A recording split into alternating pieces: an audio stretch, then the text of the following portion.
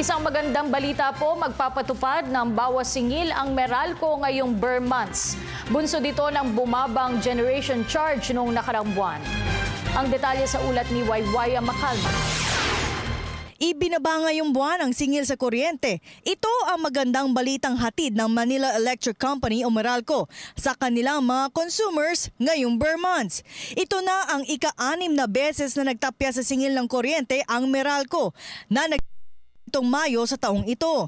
Makakatipid na ng 13 centavos per kilowatt hour o sa kabuuan ito ay bababa sa 26 na piso sa mga kumukonsumo ng 200 kilowatt hour sa kanilang mga bahay. Pang-anim na buwan na hong bumababa ang presyo ng kuryente.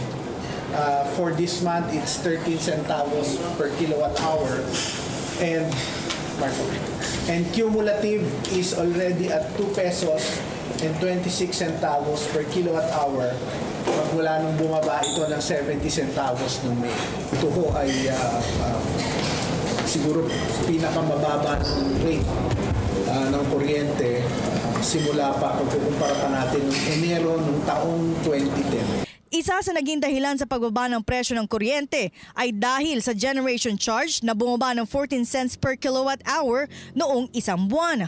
Resulta ito sa pagdagdag ng independent power producer sa bansa at singil mula sa Wholesale Electricity Spot Market o WESM ay bumaba na umabot sa 3 pesos and 71 cents per kilowatt hour. The supply-demand situation was normal.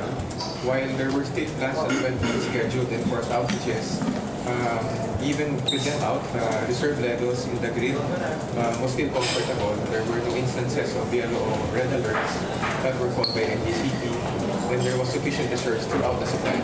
So we think that this situation led to the reduction of the stock market prices. Ito ay sa kabila ng pagtaas ng singil ng mga independent power producers ng 8 cents per kilowatt hour. Bagamat ngayong Oktubre simulang bababa ang presyo ng kuryente, pero sa susunod na buwan pa makikita ang bawas singil ng Meralco sa kanilang mga consumers. Samantala, siniguro ngayon ng Meralco na magkakaroon ng sapat na supply ng kuryente sa panahon ng El Nino. Dahil ngayon pa lamang nagbibigay na sila ng mga paalala sa kanilang mga consumers paano magtipid ng kuryente. Para sa Telebisyon ng Bayan, ako si Waywaya Macalma.